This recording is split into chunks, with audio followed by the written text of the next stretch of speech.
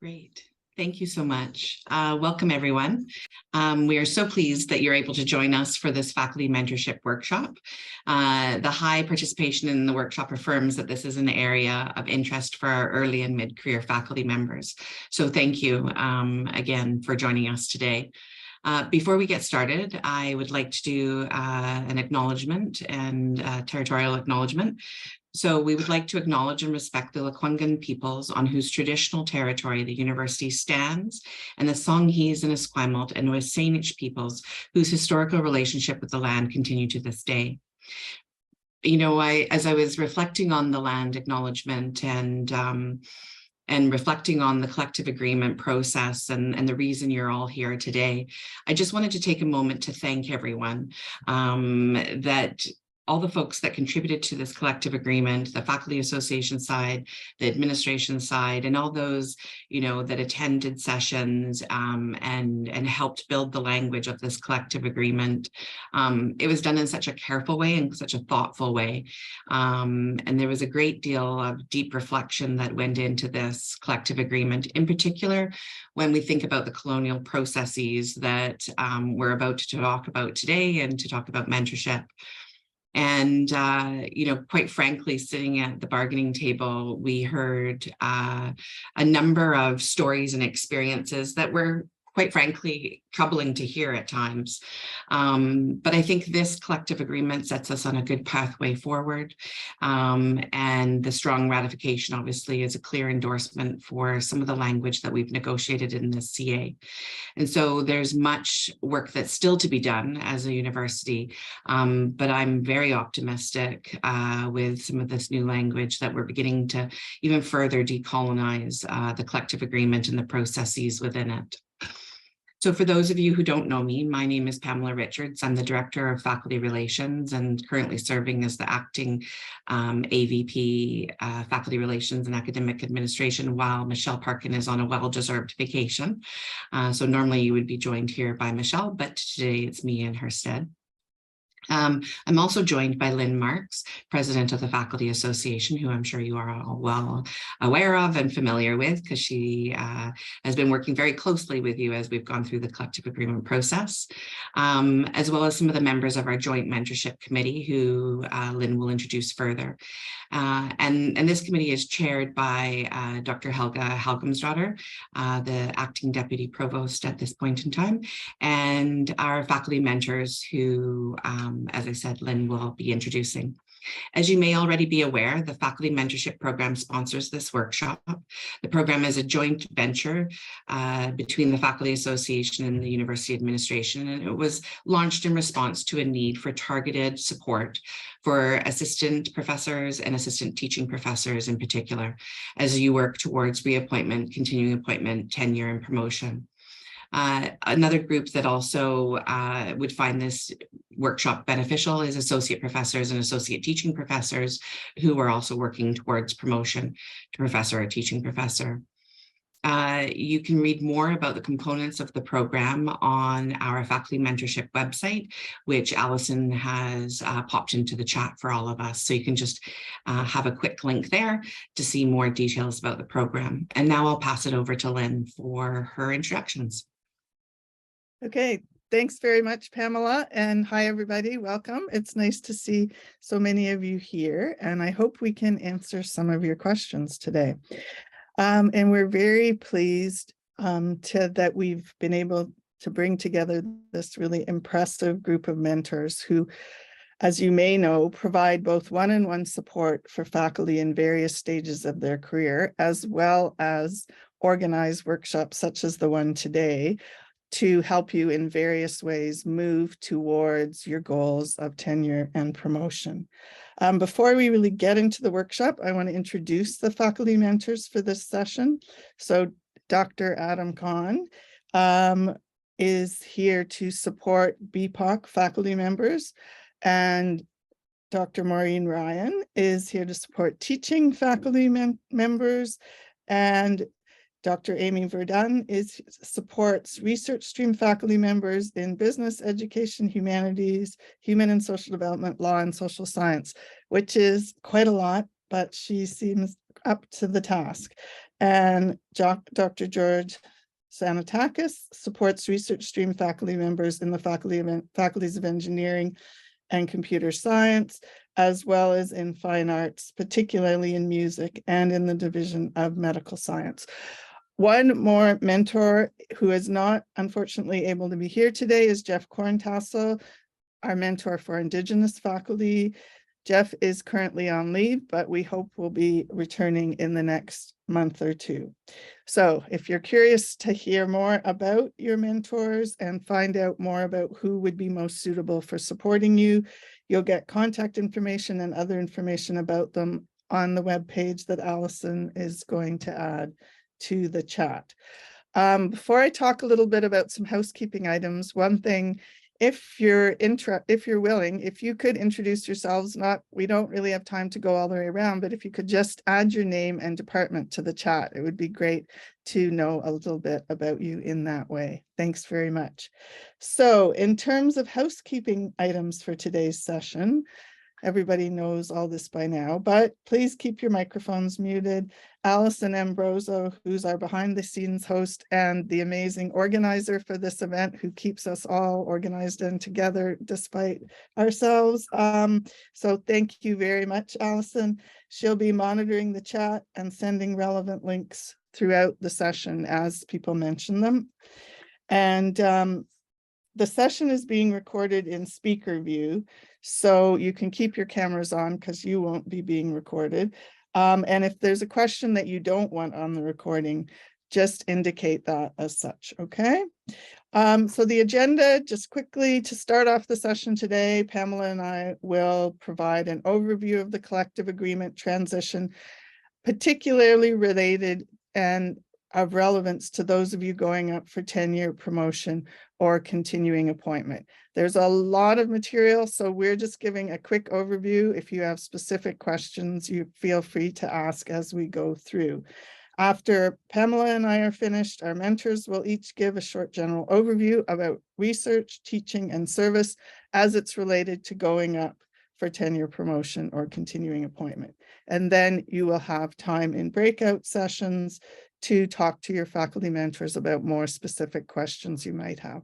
Although, as I said, you also certainly are able to ask questions as we go along, but we also want to make sure we leave time, adequate time for breakout sessions, because I know that you've said in other workshops that it's really important to have that kind of time for discussion. Okay, that's it. So I believe that Pamela will now move us forward. Great, thanks, Lynn.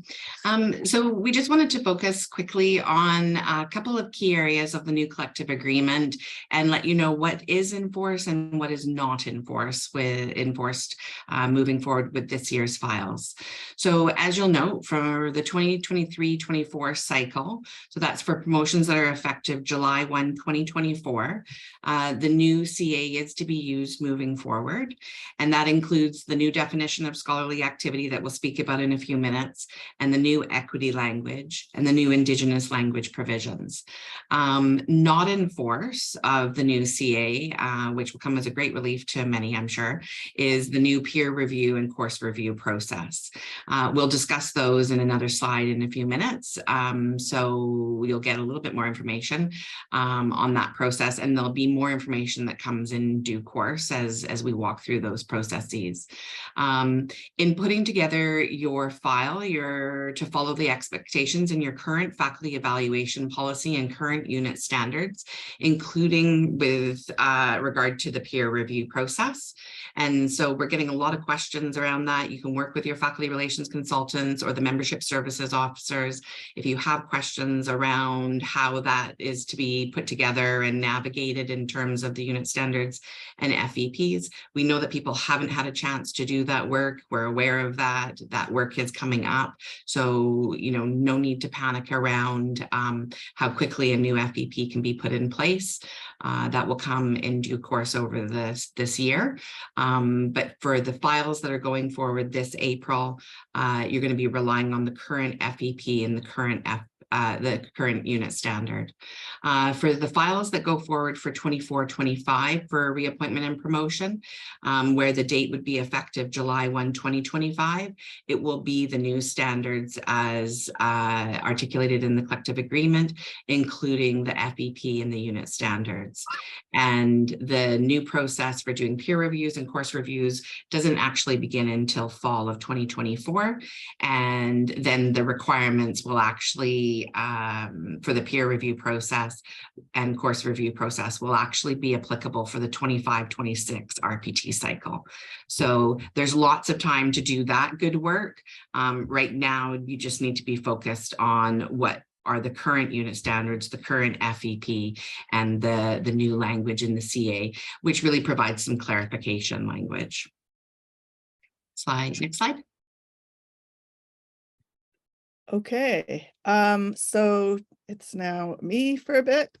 So changes that are in effect now, as Pamela said, some things are in effect, but others are not yet. So for promotion to associate or full professor, you will need to show evidence of 2 years of positive performance, which is a fairly vague statement, but what it was discussed at the bargaining team is, as long as you're doing well in teaching, you're showing some progress in research or scholarly activity and at least some service, then you can go up for promotion to the next level.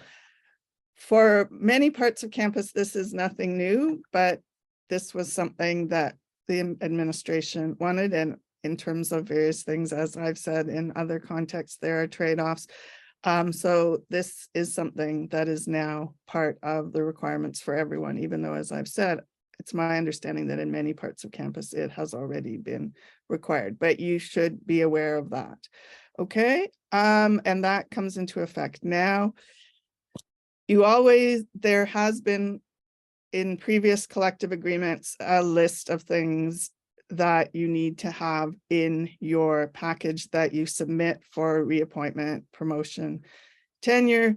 You submit it either at the beginning of September for promotion to associate or at the beginning of October for promotion to full. So that would include your CV and your list of research publications, your teaching dossier and so forth, and your statement of major achievements. And now it also adds, and this is generally to protect many of you, because the more material that you provide without totally overwhelming your committee, but the more material you provide to help your committee provide a positive decision on your case, the better it is for you. So now something that's required is a brief orientation. So just explain any of your academic work that is interdisciplinary, multidisciplinary, or transdisciplinary, or involves non-traditional approaches to the discipline. So again, you may have a committee or referees who are not always fully aware of what you're doing and its importance, and this is another way of explaining that. You also now need to provide a summary of the nature and extent of your specific contributions to work that has been done collaboratively. And the majority of you probably do that, but if you're not aware, it's important and again, useful for your committee and your referees to be aware, okay, were you the lead on this? Did you write 80% of the article? Did you do 10% of the article? Something like that. It's just something that's useful and in your interest, and in many cases to help protect you to have that material. Right, as Pamela mentioned, the process for new, more arm's length peer reviews and course reviews will be put in place in the fall of 2024 and will apply to those going up in the 2025-26 cycle. So the new peer reviews and course reviews will need to be part of salary evaluation and part of RPT as of July 1st, 2025. Just so you know, this is hot off the press. There was some confusion in terms of different parts of the collective agreement, and Michelle Parkin and I over the last few days have finalized this. So you may actually be aware of it before your chairs are, and because there was a bit of fuzziness about this. So this will go out to chairs hopefully later today, so everyone will be on the same page. But just so you know, this is absolutely what we will be doing. We wanted to make sure that, to use Pamela's words, that we put together the peer review and the course review process in a good way. And so we need the time to do it in a good way, which is why it will be put in place by the fall of 2024 and then applicable after that. Okay, and until then, the current peer review requirements from the 2019 to 2022 collective agreement and your faculty evaluation policy will remain in place. Okay, so that means in some faculties, there actually aren't requirements for peer review for research stream, but it does vary by faculty. Okay, so Allison, next slide, please. So teaching stream faculty, this collective agreement makes a number of significant changes for teaching stream faculty. So current associate teaching professors with continuing appointments will automatically be converted to tenured appointments on July 1st, 2023. You don't have to do anything about that. It will just happen. Assistant teaching professors will now receive tenure when you're promoted to associate teaching professor instead of continuing appointment. Now, as part of this, we had heard loud and clear from teaching stream members that tenure was really important, but we were also concerned about protecting people who were hired earlier because now as part of this, it's also required that you get promoted in the same way as it is for research stream in order to maintain your employment. So we wanted to provide people with lots of time before they had to go up for promotion if they were hired before these new rules came into effect. So, and the administration has agreed with us. So assistant teaching professors hired between July 2016 and July 2023 have to go, you still go up for continuing appointment on your regular schedule under the old collective agreement. And then you have 6 years from the ratification of this agreement, which is now ratified, to go up for promotion to associate teaching professor. So even if you were hired in July 2017, you may have to go up for continuing appointment now, and then you have 6 more years if you want to take 6 more years before you have to go up for promotion to associate teaching professor. Assistant teaching professors hired before July 2016 do not need to go up for promotion. So you're grandparented. You can go up for promotion if you choose to. If you were hired before July 2016 and you go up for promotion and you don't get promoted, then you can stay as assistant teaching professors. Okay, there's a fair bit of material. Any questions so far? Nope. Yes, Mary, you'll get the PowerPoint as well as a more detailed PowerPoint that I did before Saner Voices suggested we couldn't do it all, but it provides more information about various of these issues. Okay, Allison, can you next slide, please? Okay, so again, for teaching stream, RPT processes and timelines for teaching stream faculty are now more parallel to research stream, including a requirement, as I said, for assistant teaching professors to attain promotion and tenure within 6 years of appointment. Although if you're hired between 2016 and 2023, you have 6 years from now. Also, we have had a lot of questions over the last few years since the last collective agreement about the definition of scholarly activity. So we've clarified it. So, and this change, you need to know this change applies as of now. So if you're teaching stream faculty and you're going up in the 2023-24 cycle, so if you're submitting your materials as of September 1st, you really need to be aware of this. This is in your interest, but it's something you should be aware of. So this is the definition in the new collective agreement. Scholarly activity includes, but is not limited to, disciplinary research, discipline-based education research, clinical research, and community-engaged research. Okay, it also includes the use of scholarly methods in the development of courses, programs, or curricula, and the scholarship of teaching and learning. And this is also important. A member may be assessed as meeting or exceeding expectations in scholarly activity and meet scholarly activity requirements for reappointment, promotion, and tenure through any combination of these types of scholarly activity. So that means that you can do the scholarship of teaching and learning and only that to get promoted, or you can use the scholarly methods in the development of courses, programs, or curricula, and that can be your scholarly activity. So there was a lot of lack of clarity on that, so we have now clarified that point.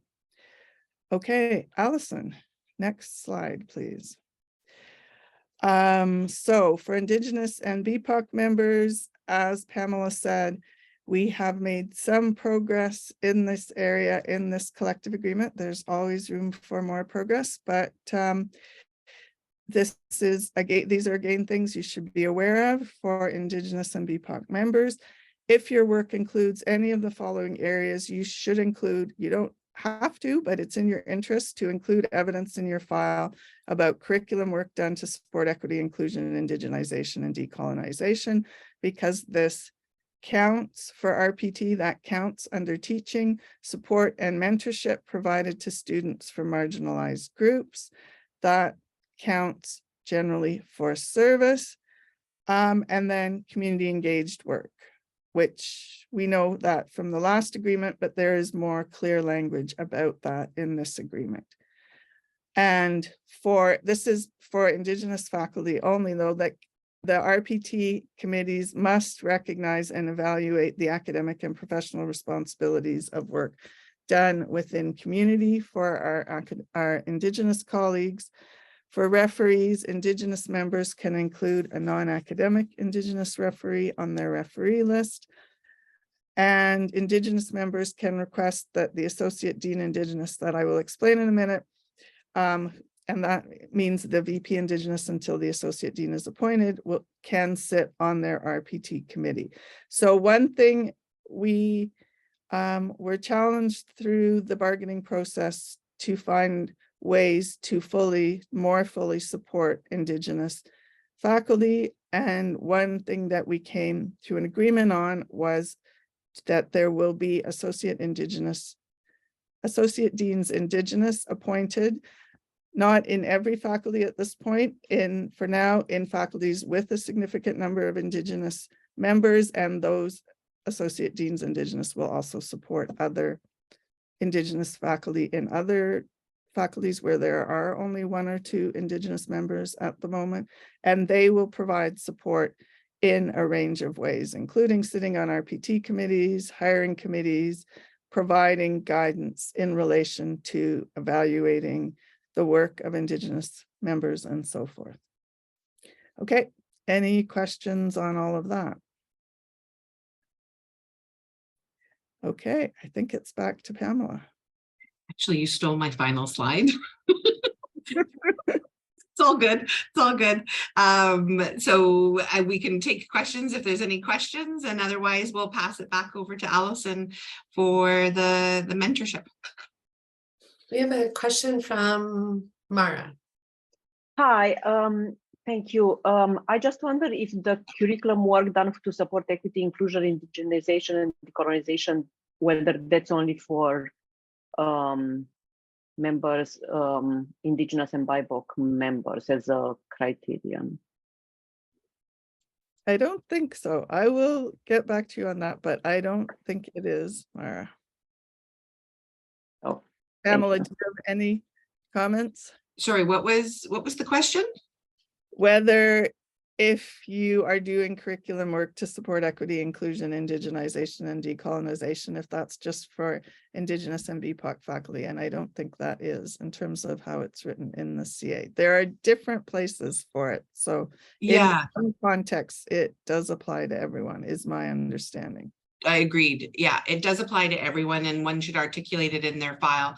But in particular for counting it, there's some specific language around how that works for Indigenous faculty members.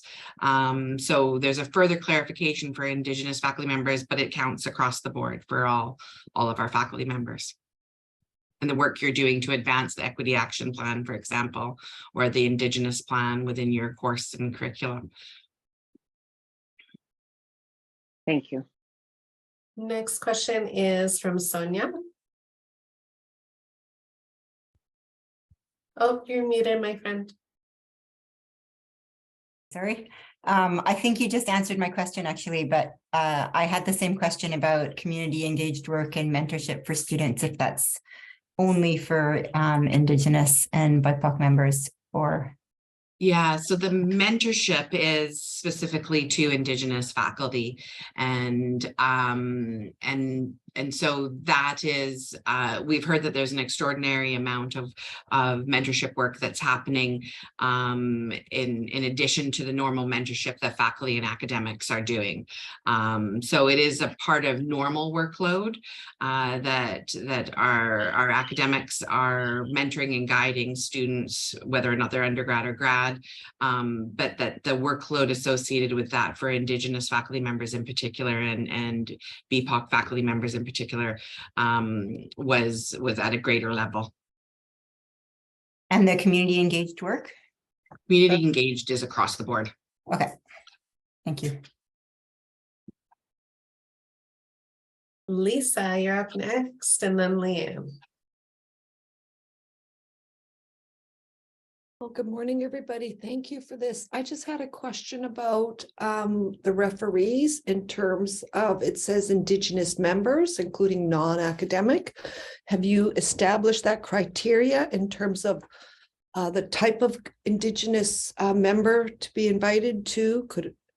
Was there been more thought on that, on what kind of community Indigenous member for your referee? We didn't actually narrow that. We've kept that wide open so that it fits within the field. So it would need to be someone that made sense to provide that reference. And certainly there's the opportunity to consult with the VP Indigenous or the Associate Dean Indigenous if there was questions around who might be appropriate. Lynn, did you want to expand on that? No, I would agree with you that I'm just looking for the language right now and I haven't found it, but I believe, yes, that the committee can and would be encouraged to consult with the VP Indigenous or the Associate Dean Indigenous around that issue. But certainly we had heard loud and clear, and we felt it was important that Indigenous members can include a non-academic Indigenous referee who would have valuable things to say about their record. Yeah. I would imagine it will, it'll be folks that they're doing work with directly in community that have direct experience. There'll have to be a rationalization of why that individual, just like it would be for any other referee, a rationalization of why that referee is best placed to comment on the work. Yeah, and Pam, I just found the language and it says a non-academic Indigenous referee may be nominated to comment on the file of an Indigenous member where their qualifications or experience are appropriate to the assessment of the candidate's work. So that's basically what Pamela just said. Okay, now is that just an opportunity to comment on the work or do they actually get a vote? Well, these are the way it works with referees. Like referees aren't on the committee. They don't exactly have a vote, but they play a significant role in the assessment of files. Okay, so that if you haven't gone up yet for promotion, the candidate puts forward a list of 6 potential referees, the committee puts forward a list of 6 potential referees, and the committee and the candidate choose from each other's lists. So what we're saying here is that, in fact, either the committee or the candidate can have a non-academic Indigenous referee with expertise in their field on their list. And then those referees are taken, their letters are taken very seriously by the committee in the assessment for tenure, promotion, and for reappointment. Okay, that's really important. Thank you. So they're actually no, we can't have our knowledge holders or our Indigenous experts in that content area, whatever part of the committee to review the file.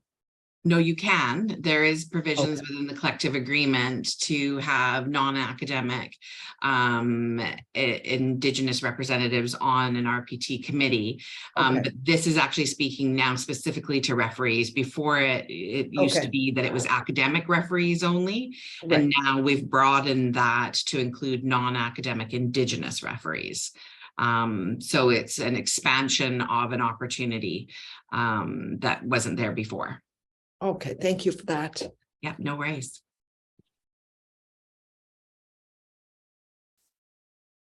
Hi, so I just was wondering about some clarification around what to go up for.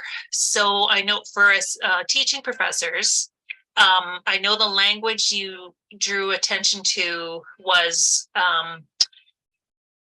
those that were hired long ago didn't have to go for promotion to associate this time around. But so let's say someone like me, 6 years, it's my time to go up now for what would have been continuing.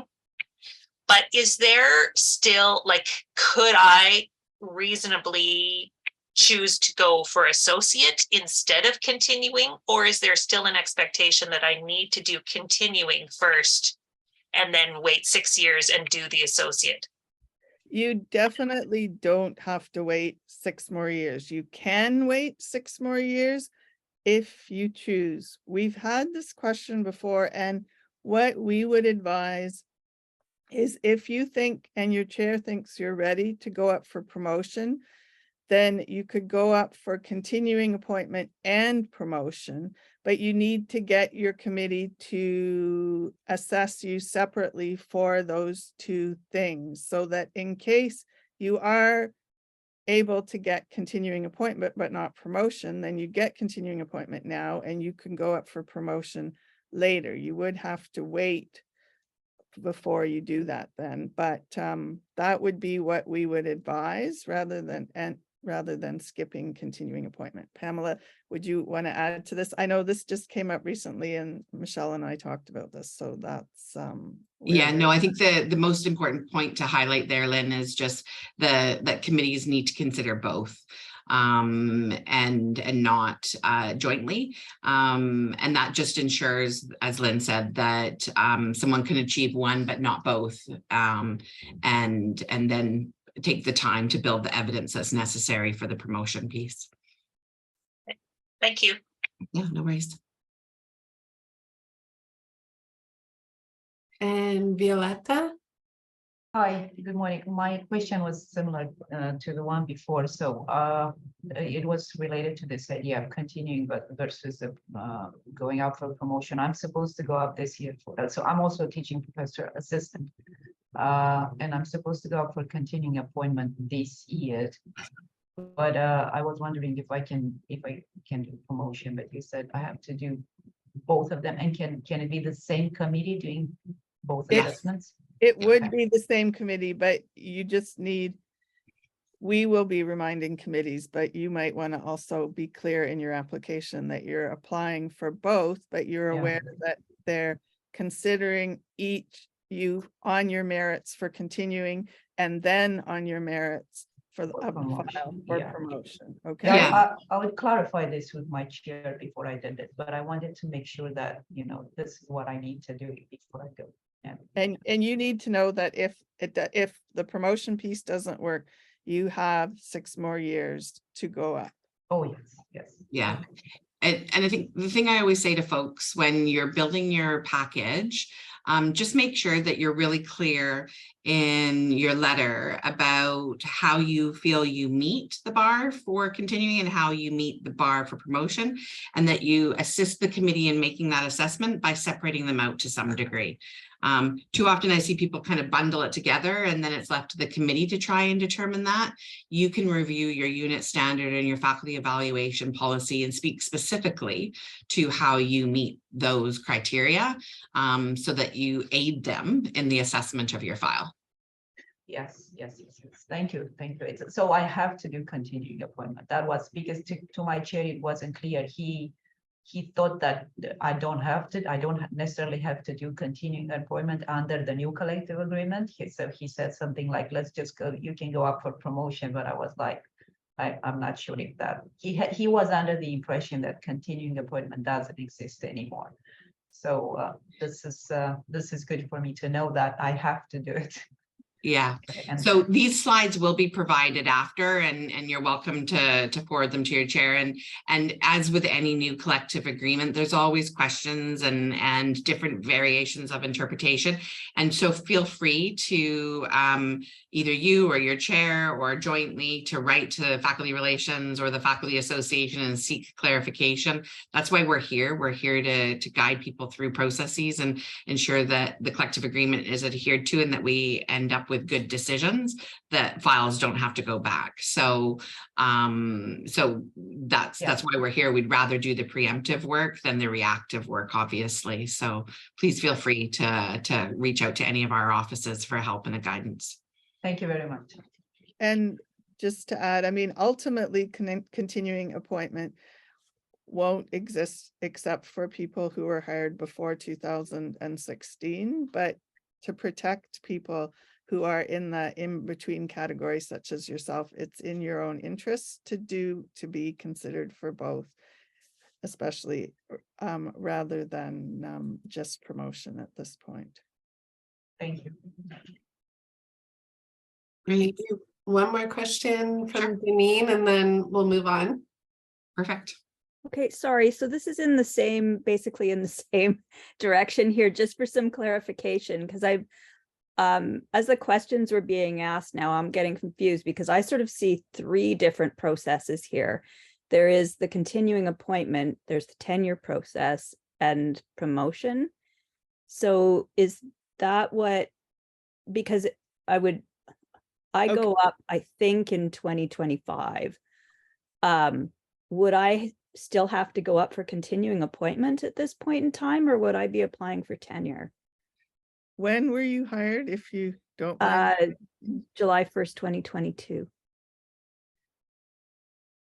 You would go up for tenure in 2025 or for reappointment in 2025? Well, the language of my existing contract was continuing appointment because that's what was given to Teaching Stream at the time. She'd go up for reappointment. Happy to speak to you. It might be easier to speak to you offline. Okay, sure. For folks that have specific questions about when your start date was and how that relates, happy if you want to send us an email, you can send it to Lynn and I, or you can send it to the Faculty Relations Consultant or Membership Service Officer that works for your area. And we will guide you through the process specific to your career. It's hard sometimes to give general advice and help it to land well when you've got nuances. So it's probably better that we give specific advice. Yeah, no, I totally agree. I just, one point though here, now in the past for research stream, you could get tenure and not promotion. In the last collective agreement, it was changed. And so now for research stream, if you go up, if you want to have tenure, you have to be promoted to associate at the same time to get tenure. You have to get both tenure and promotion. That is now going to apply to Teaching Stream. There is this time in between 2016, 2023 and so forth, where there's extra time for you to go up for promotion, but there isn't the option to just go up for tenure and not promotion with either Teaching Stream or Research Stream. For those who were hired between 2016 and 2023, you should first go up for continuing appointment, but then when you go up for promotion, that's when you're also going up for tenure. Tenure and promotion are linked now for both teaching and research streams. So that is a shift at UVic. So that's something to be aware of. And it's actually not as complicated as it sounds, and we recognize that it sounds complicated. It's really the committee is asked 2 questions, which is why I spoke to breaking it out in your letter. The committee is asked 2 questions. They consider 2 questions. there's not a lot different that you have to do to your file. It's just the committee has to write their report with a clear outline as to how you meet for continuing and how you meet for tenure and promotion, so that the file can make its way through the review period that it has to go through. So it is straightforward, but it does feel very convoluted, especially when you read the language. So Alison, I think we've probably covered as much ground as we can today. I just wanted to say thank you to everyone and wish you all well as you're thinking about preparing your packages. We know it can be a daunting process. And as I said before, just remember, both of our teams are here to support and guide folks through this process. We recognize the weight and the effort that goes into it. And we wish you all well as you navigate this stage of your career. Yes, thanks, Pamela, and thanks, Alison, and thanks to all of you for being here. And just to echo Pamela's comment, if you have questions, feel free to reach out to me, to our membership services officers, and obviously to the great mentors who are about to now give you some wise counsel. Okay, Yeah. take care.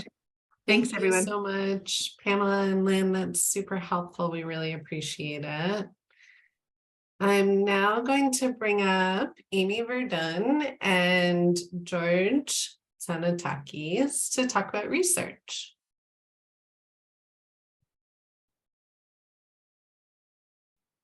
Okay, sounds good. I don't know, do you want to start, Amy, or? Yeah, sure. I'll just say a few words. So George and I prepared some slides for you on research. And as Lynn so kindly introduced us, she indicated that we collectively focus on research, and maybe just a few words beforehand. So you will see on the website exactly who does what in terms of which faculties. But if for whatever reason you already know George and you're in a different faculty, then he is officially in. You can always reach out to him. Likewise, if you're in the faculties that George is officially listed under, but you have heard me speak somewhere and felt, comfortable talking to me about it, then, there's no rigid lines there. And likewise, the presentation that we're about to deliver speaks about research in a sort of narrow sense of the word, even though it's a very broad category. But we also are very happy to speak on connections to teaching and teaching excellence and service. And so the boundaries may seem like rigid here in our presentation, but really they're very fluid. And we would like to encourage the whole membership to reach out for any faculty related questions that you may have, or even just asking our guidance of where to go and how to move next. So we really encourage low threshold participation in the mentorship program. So as a team of mentors, we focused on a number of issues, and we're now turning to research, scholarship, and creative activity. And so what we wanted to share with you in this presentation today is to kind of keep in mind that what you're doing in your work as a scholar can often hit a number of categories, right? So you need to think about whether your research fits under research, teaching, or outreach, and in a sense identify where it fits best. So keep things in one category, even though they stretch out over a number of categories. So first thing that we heard already Lynn and Pamela talk about is that you'll need to think about your overall opus. What kind of research do you do? Which of the research is more, if you like, traditional, fits in the categories that we recognize very easily on the CV, and which of the research activities are maybe non-traditional or can highlight a connection to the community and so on, as we already saw briefly. So there's a need to kind of identify what it is that you do and what you consider to be your research contributions. And if you think about the more traditional forms of research, then it's also important to think about your research not just as I've published this article, check, that's it, but also to think about the research in terms of its quality and its impact. So you may have research that is lower in number but very high in quality or impact, has an impact not just on the scholarly community but also outside, maybe on the policy community on which your work contributes, or maybe an adjacent field. And so these things are important to keep a record of as you move along. So you might have a file on your computer where you think about quality and impact as you move along. The collective agreement, various articles, speaks about research and how you fit in those different categories. And it's important, especially now with the new collective agreement, to just reread the respective elements of the collective agreement that speak about research and scholarship and creative activity. And so the collective agreement is the core document, but each faculty and each unit or department has its own standard. So the faculty evaluation policy is derived from information in the collective agreement, and it is that faculty evaluation policy that you will be held against when you're being assessed. And then the faculty evaluation policy is again a document on the basis of which the unit standard has been produced, and it will have been signed off by the dean of your faculty. And so in addition to the collective agreement, there's the faculty evaluation policy and the unit standard. And the three of those together form your package that you would look for in terms of how you meet your research, scholarship and creative activity criterion. And so this is important for if you go up for tenure and promotion, but it's also relevant when you're being assessed in other ways. Think about your salary assessment, or if you have a review throughout your career moving towards tenure and promotion, you will also be in a position to kind of speak to your progress by looking at these various criteria based on these documents. George, do you want to speak to this slide, or should we just go to the next slide? I think we can go to the next one. Okay. So if we think about documentation and also doing this with sort of awareness and intention, so one of the things that you may want to think about is how you deal with servicing your files. And so obviously there's the UVic CV, the one that we have to update every 2 years, and it's important to keep that one organized. But a lot of our colleagues will also have like a self-formatted one, or maybe you're applying for Tri-Council funding through SSHRC or NSERC or CHHR. You may have a CV that is formatted through your granting agency, or if you're being considered for a prize or an award. And so it's kind of important to keep in mind that it's one thing you need to always know is what has the final information. It seems very obvious, but it's easily forgotten that you need to kind of keep that up to date. So that's on the CV and keeping up CVs and making sure that you're organized on that. But there's also, of course, the online presence. Increasingly, what one sees the custom around the academy that Google Scholar, for instance, might show up on websites. And so people who don't want to keep another CV up to date on their website, they may just put a link to Google Scholar. And increasingly, I've noticed that in my fields, that people just do that as a shortcut. And if you are responding to that kind of trend, you may want to also just review Google Scholar, whether the information that's there is correct. As you know, the computers will scrape everything off the internet, and some things are not even applicable to you. And then there's things like ORCID, which is a system where you can identify yourself, who you are, and add that number to your publications. And then that way it generates your publication. So then there's a bit more intentional contribution to what your file is. And of course, our library will be able to show the ORCID sites and how much you have published. And so there's various of these ways to kind of have you give an online presence. Also in terms of your refereeing, that can also be publicly recognized in one way or another through these new forms of online presence. So it's also important to think about yourself as I mentioned already before, as what your research consists of. And so on your website, you may want to have like a summary sentence of what it is that you're about, what your core research is, and the kinds of things you identify as your particular work. And this is something that you would have reviewed every now and again, but you may also want to think about yourself in terms of the long term. Sort of, are you continuing along the same path that you've been working on, or are you working towards a more like a long-term research vision that's moving in a different direction? Now, for putting your file together, this long-term vision will have various components. It will be the work that you've done over the time, so the package that you're putting together for your tenure and promotion, or your promotion to full, if that's where you're at. But you can also make sure that in your statement of research, you connect your work that you've done until now and maybe where it's moving, if it is gradually moving in a different direction. In the file itself, you'll have a list of major accomplishments on research.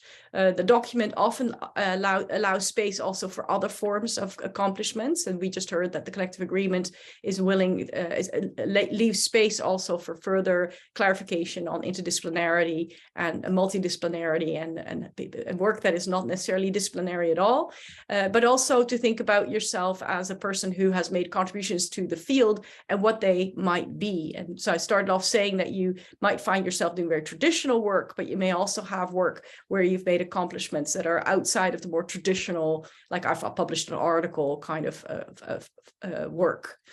Some of the work that one does at UVic may have also applied research capabilities, and you may end up having work that is collaborative. And Lynn Marks already indicated that in publications, one needs to highlight what your work is, but the same thing applies to grants and collaboration on grants. And so as you're putting your whole file together, think about what is documentation for your success. Like, for example, if you've published a book and you have a review of your book, and it's a good review, a solid review, not just one line like on the back cover, but actually somebody who spoke to your book, for instance, that's something to keep a record of. And that material can also be weaved into your documentation. George. Okay. Yeah, I think we can, oh, can you hear me?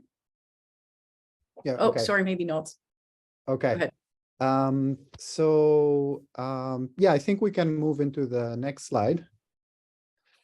So, yeah, so this is about visibility and impact. So it's a little bit harder to document that.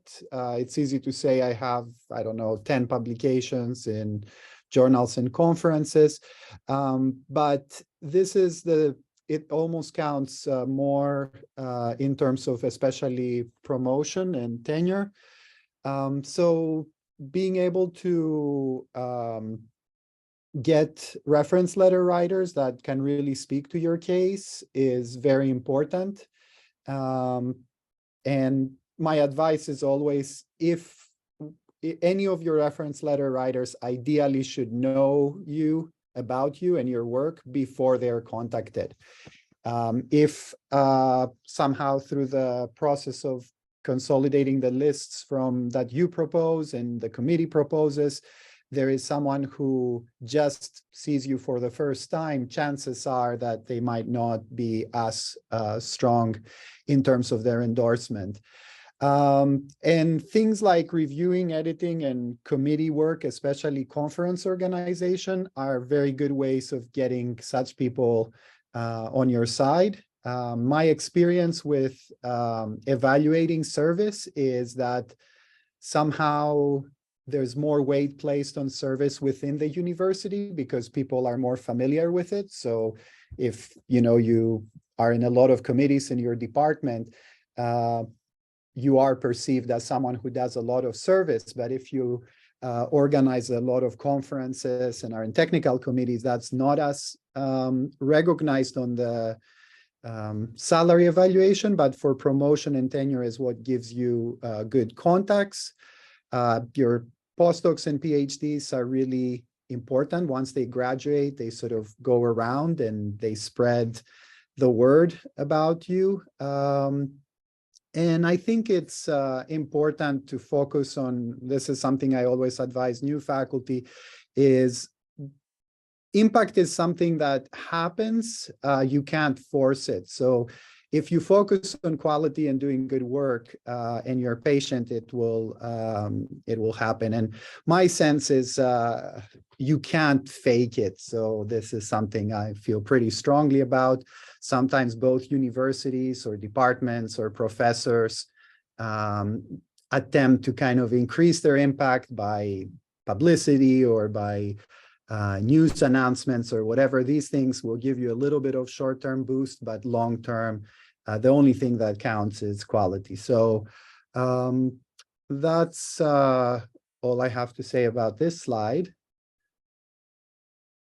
And then I think it's important to place your work in context, because this is something that also helps document impact and also connect with the research that your colleagues do. So I would say almost always the people who are evaluating you are not always experts in what you do. So in some ways, the burden is on you to connect your work to things that they understand and know. And that can always help your case. So if, and I know a lot of us are in that kind of boat, if your research is significantly different than other research that your colleagues do, if you're somehow able in your research statement or your summary of accomplishments to draw some connections, put a little bit of a spotlight in some work you have done that's more similar to what they do, that can always help. So we can move down one slide. Yeah, that's good. I kind of wanted to move quickly because we want to spend more time on questions. Yeah. So I saw there's a hand by Mara.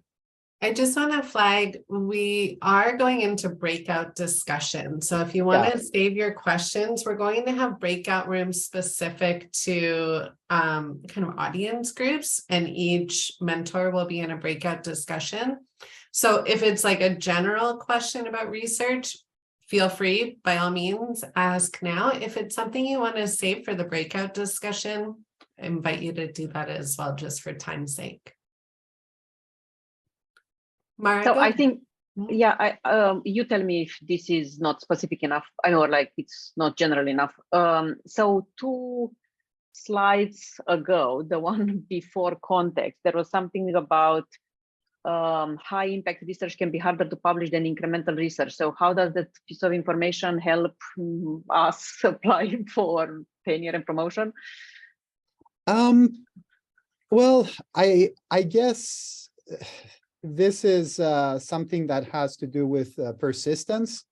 So I always spend a bit of time mentioning specific cases that I know from the history of my field of papers that were rejected several times and then became like major references in the field. So you have to have a bit of faith in your work. And I know that that can be frustrating. Like if you get a paper rejected, it's easy to say, you know, I have to move to something more popular or more easy to publish. And sometimes you do. But if you think that something is good work, I think you need to persist. And sometimes it takes time. Like I've had papers that did not receive any citations for 4 or 5 years, and then suddenly there was much more interest. So that's why I think it is important, because if you can show impact, that always is good. And sometimes it takes time. But my question is kind of if committees have if you are suggesting that we include this as part of the narrative in the tenure file, if that's what we think is the case with our file. I think if you have, so you can, I don't think it would fly to say, I have this amazing work that has been rejected several times, and but I think it will have enormous impact. People will not take you seriously. But if down the road it has impact, then that's important. And that's what I'm basically, all I'm saying is not only focus on the short term, but think about the long term. That was Okay. that. And we can talk about it more later. Maybe I can just add one more thing is, I mean, in some cases we've seen colleagues be a bit worried about either their sort of their impact factor or their the quantity quality trade-off. And in many cases, it requires that you look carefully at your specific file, right? So you may have high impact in a small area. And so if you look at Google Scholar, you might not have a high number for the H factor because you have a really small community. So you have high impact in a small community and it just doesn't look excellent in the statistics because the community is really small. Or the reverse, you may be targeting only things that, you know, all the students cite because you happen to write a textbook. It's actually masking that the work that you're doing is just reaching lots of people, but it's not really essentially having a lot of impact in terms of your own academic research. So what is it actually to be high impact and how do you make a contribution? A lot of it you already know yourself, but it's a bit risky. And sometimes it pays off to do the risky part, but make sure that you are embedded in a portfolio so that it's not only the risky strategy for high risk, high reward, but that you also have a little bit more other publications in case the high risk doesn't pay off. So I think that's part of what we're highlighting here, that the high impact is often a harder path, and to just be aware of that and make sure that as you plan your research, you also have a bit of cushioning in case the high risk, high reward isn't coming at the time that you need it.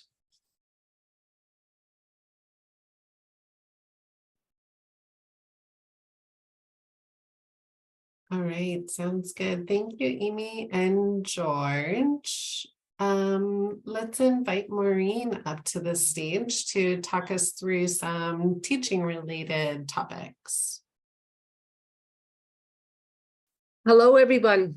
How are you? I've just noticed we've been here for an hour and we're receiving lots and lots of information. So I just feel compelled to say that this is a process and it's a process over time. So maybe take a deep breath and realize that we have lots of support coming your way for questions, and hopefully this doesn't seem too overwhelming at the time.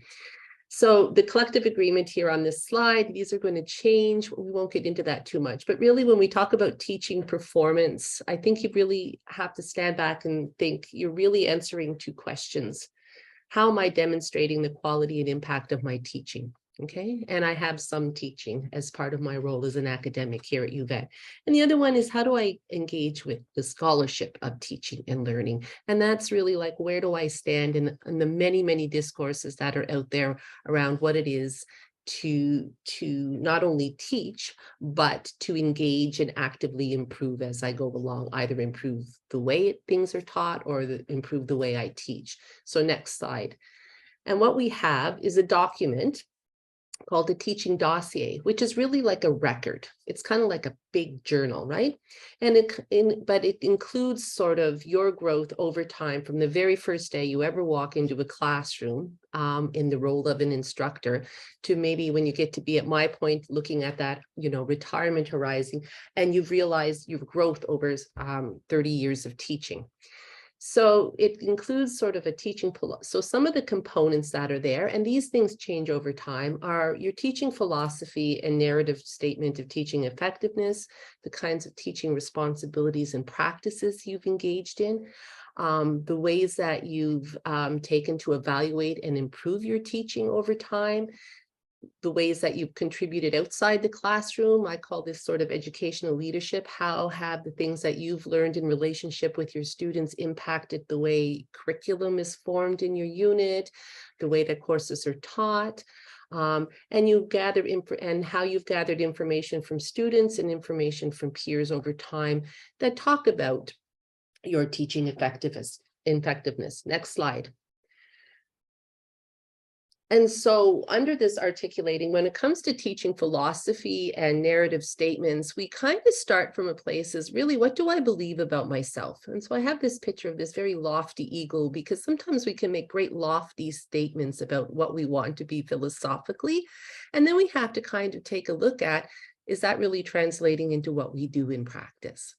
But I think it's great to start at this spot, to have this eagle-eye view of who you are and what you bring to a classroom, as well as how you engage in relationship with those students. And the classroom can be online or whatever, but this is really about relational transfer of information. So how do you see yourself in the classroom? What do you think your role is? You know what, you may have people that you follow. There may be, you know, particular scholarships, particular principles you follow, particular wisdoms that you've been handed to. But this is really, when you enter the classroom, you're bringing this in with you, right? And then starting from that point, you begin to see in relationship, you start to get feedback. You start to understand, you know, you start to get information from your students, you start to hear from your peers. So next slide. So you take this sort of philosophical kind of statement about who you want to be or who you believe you be, how you believe that information is transferred. And then you go into this sort of narrative of your effectiveness. So is what you believe really effective? Is it really doing it? And those evidence are often these teaching practices you bring show up in things like your course outline, your classroom practices, your assignment design, your grading.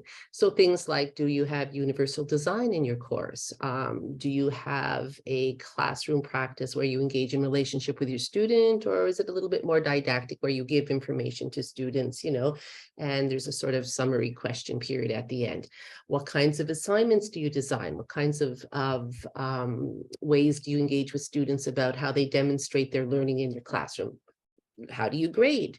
Do you grade, you know, we have to grade. Are you open to grading? You know, how do you engage with students around due dates? Things like that. So all of this kind of comes into your effectiveness as a teacher and can be traced back to your philosophy.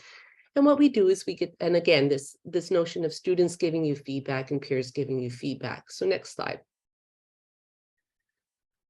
So what I did is, so when you start to articulate a philosophy, so I've given you an example because I find it easier to talk to. So I have somewhere in my philosophy this sort of statement that I believe around co-learning. I believe that I'm learning from my students the way that they're learning from me.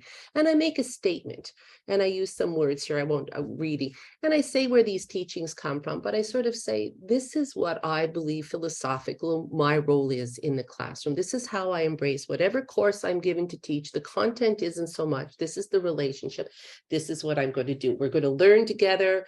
We're going to look for linkages. We're going to build some capacity. We're going to work together. Okay, so next slide.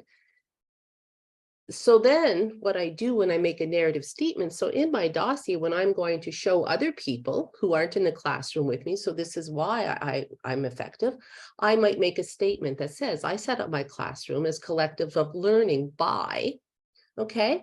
And so what I do is then I describe, this is how I set my classrooms. You can see it in my assignment. You can see in kind of the groups activities I might ask for online. And I'm using classroom as both online and whatever. And then what I do is I say, and I know I'm effective because this is what students tell me. In my CESs, students write this. They like how they do my class. They say that I encourage them to speak. And so I get feedback from my students. I also use evaluation as a relational thing. So I don't rely solely on end of terms, but I have different points during a classroom where students can give me feedback on how they think the class is going. So I use those comments and I address them. So I'm obviously going to show you positive ones here, but I might have ones that say more, it's not collective. And so that gives me an opportunity to rethink what I'm doing. The other thing I engage with is peer review. So when I meet with a peer reviewer, I tell them, this is my philosophy. This is what I think is happening in the classroom. This is my intent. And then I ask them to watch for that. And so then they might give back to me, yeah, there's some levels of engagement here. The students are working in collective.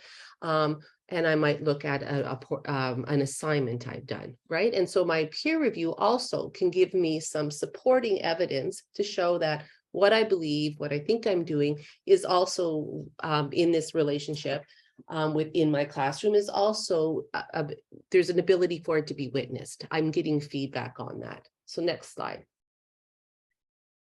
So really what I do is, because I'm coming from a teaching stream perspective, but this is coming to everybody, the other thing that I'm compelled to do, but also that I use, and I use this as another form of relation to ensure that, you know, where I think I'm going, I collaborate with my peers. And so this peer observation is a way where you can select a peer reviewer. I meet with them, you know, you meet with them before class. I'm asking them for either to give me evaluative feedback, like I want to know if this is really effective, or I might be trying something new out. I want more of a formative thing. What do you think? I'm trying something new, and I'm asking a peer or a reviewer, so somebody who I think will be able to help me build on what I'm trying to do in my classroom. I provide them some materials in advance. They come in, they're introduced to my class, they observe what's happening, and then I meet with that person afterwards and they give me feedback, what they saw, how did I think the class went? And so then we come up with, and then you get a letter, I'll get a letter. And that letter, and I want to just sort of say that it's not all these don't have to be, I'm not looking for somebody to go in and say, yes, you're the greatest teacher I've ever seen. Like, if only I could, you're actually asking somebody to give you some kind of feedback, right? So that it's not all just in my head, what's happening. And it's not all just based on student evaluations, because we know sometimes we don't always get great evaluations from students. We might teach a class of 42 and we might get 10 evaluations back. And so if we rely solely on a CES, and so what I wanted to do is have this other sort of ability to really reflect on what I'm doing.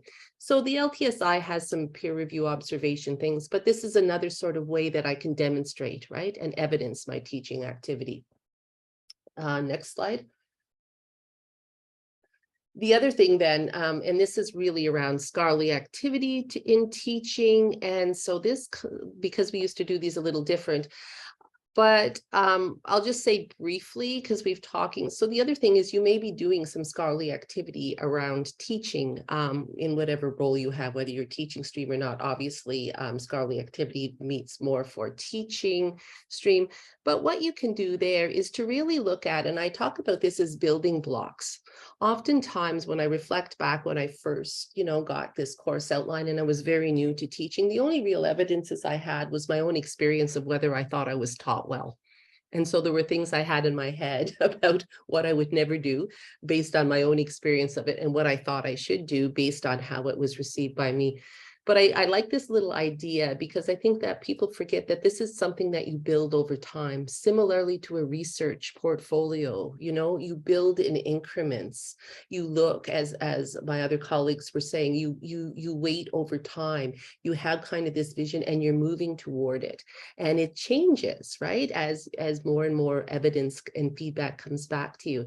So to really think about moving from this philosophy to this really kind of like this little, like I like the tenacities of beavers. I watch them sometimes, like they just continue to put those sticks, right? They don't, maybe somewhere in their head they have this idea dam's coming, but when you watch them, it's just this little bit, and sometimes the stick is too big and sometimes it doesn't quite fit. But this sort of gentle motion of I'm building on this. And so I've taught courses too where students were not that receptive to what I've done. So I don't look at that as a sense of failure. I look at this as, what can I learn from this?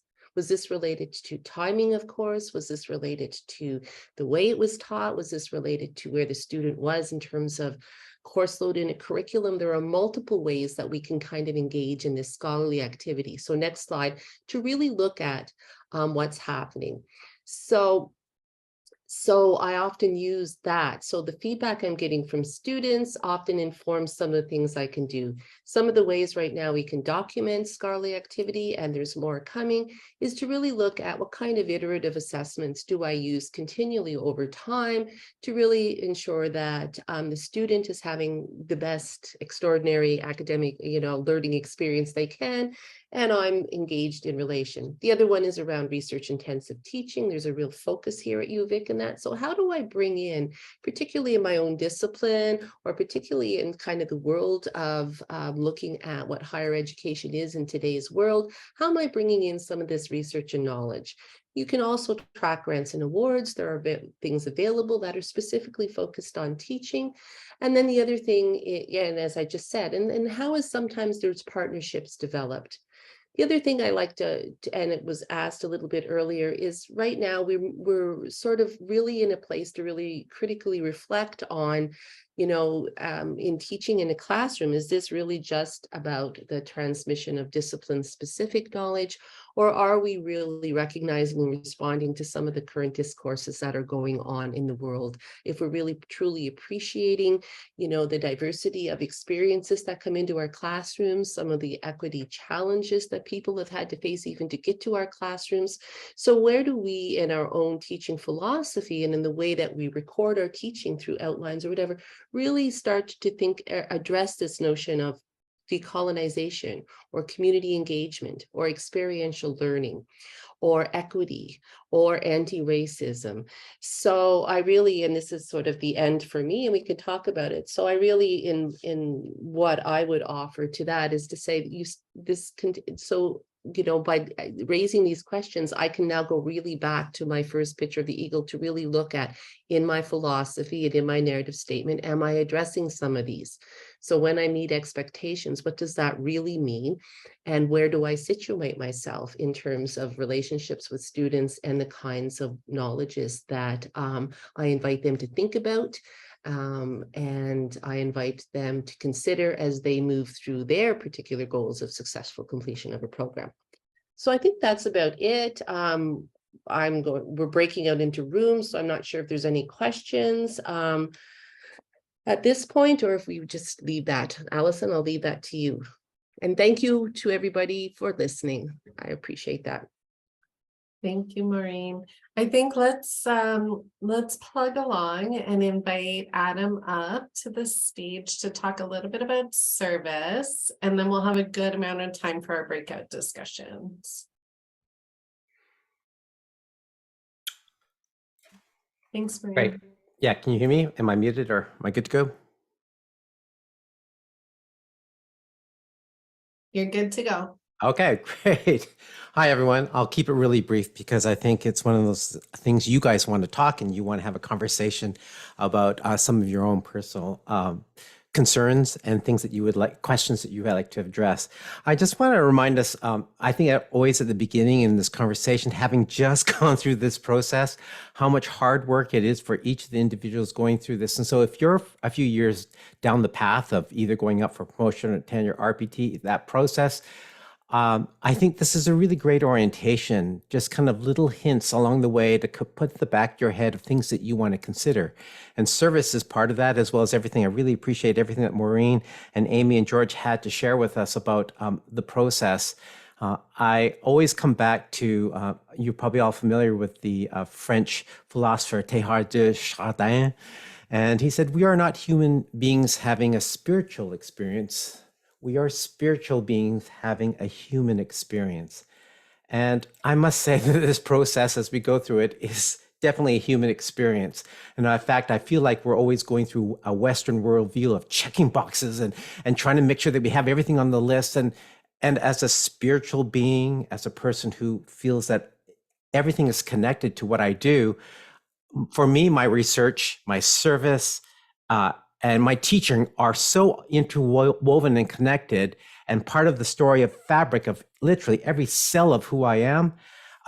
It becomes a little difficult to try to tell that story. And the last time we had a meeting, I said, that's our job in this process, is how can I tell you who don't know me, the people who are going to evaluate me, what is my story and who am I? And so when you heard about people saying you need to make sure you select carefully where you put things, it's because you're trying to navigate your storytelling of who you are and the journey. And I think Maureen was right. Everything that we're doing with teaching, nothing is kind of finalized, even though it feels like we're checking out boxes and submitting a package. It's just a point in time of an ongoing story. And in service, we have all these, the evaluation service and the collective agreement basically describes us talking about the circles of influence that we have. And of course, you can see the background behind me. We're talking about that interconnectedness, whether it's with your department, with your faculty, the university, if it's something that's local, community-based, or things that are provincial or national or international. These are circles of influence. And I think a lot of people look at service as box checking. I've got to do this, I've got to do this. I look at it as a wonderful opportunity as a spiritual being to have a human experience with other spiritual beings. I've met some of the most amazing, wonderful beings through service. And it's the part that invigorates my sense of who I am. And I hope that you've experienced that too, no matter how small the job. You might be just walking people around in convocation up and down those stairs. But it's the relationship that you have of a culmination of the student's experience, that celebration with parents. There's community involved in that. So I highly recommend those of you, it's just a little plug for those of you who feel like service is this kind of afterthought. It's part of the process that makes your experience at UVic spiritually and humanly wonderful. But one size does not fit all. And I think that's the point about the faculty specific standards. You have to check with your individual units. Everybody has a kind of a specific, and sometimes people want examples of that. And that's what it says about faculty specific dossier samples. We can't kind of show you what we do because what works for us works for maybe our unit and our faculty, but won't necessarily work for yours. So that's really important that you talk to some of the senior faculty members in your unit and ask them what their service looks like and what they're doing, because you probably don't know all the things that they are doing involved in terms of the process of service. That talking about the formatting and best practices, if you look at the collective agreement in terms of describing where things kind of sit in terms of the local or the university level, it allows you to plan ahead about the things that you want to get involved in to see how things work. The more that I find that I see how the university works, the more I'm interested in being a part of that process, because you can really institute a lot of change. And of course, think about your service in terms of how much effort you need to put in. Those of you who are chairing committees, there's the heavy lifting there. But if you're just a regular member, maybe there's less, and maybe you're balancing off your service work with some heavy lifting and some lighter lifting as you provide the service. So the rest is kind of self-explanatory, especially as George and Amy had described a little bit about service as it kind of interlocks with everything else that you do. The one thing that I think was common is that avoiding inserting the exact same information on different categories. If you're like mine, where you're all integrated in what you're doing, you kind of have to decide where the most impact is when you start to kind of divvy out all the service that you are choosing to do, and as it relates to either your research or teaching, and decide where the most impact is, so that you kind of put it where you intentionally put it in the right place, I guess is probably the best way to put it. That's all I have to say about service. I'm happy to meet with you in this separate breakout room if you have want some conversations. But it is probably one of the three parts, the most favorite part for me, and I hope it's for some of you an important part for you. Back to you, Allison. All right, thank you so much, Adam. And that leaves us a really good amount of time, I think, to go into our breakout discussions. And I just want to reiterate that I will be sending out the slides for today. So you'll have all these extra links and extra collective agreement information that Lynn referenced in their presentation. So I'm just going to stop sharing and kind of talk a little bit about how to move into our breakout discussions today. So everyone should see, let me just make sure I'm opening breakouts. Everyone should see at the bottom of their screen the breakout room icon. It might be that you have to click the 3 little dots. And this is a choose your own adventure type setup. So I've named and assigned the breakout rooms based on our 4 faculty mentors who are here today. You're welcome to join whichever breakout room makes sense for you. You're also welcome to move around. So if you want to come back to the main group and switch, feel free. If anyone has any questions about how to get into the breakout rooms, I'm sure you're all pros by now, and I see people are taking off. So go ahead and enjoy your conversations, and I'll bring you back to the main room in about 30 minutes.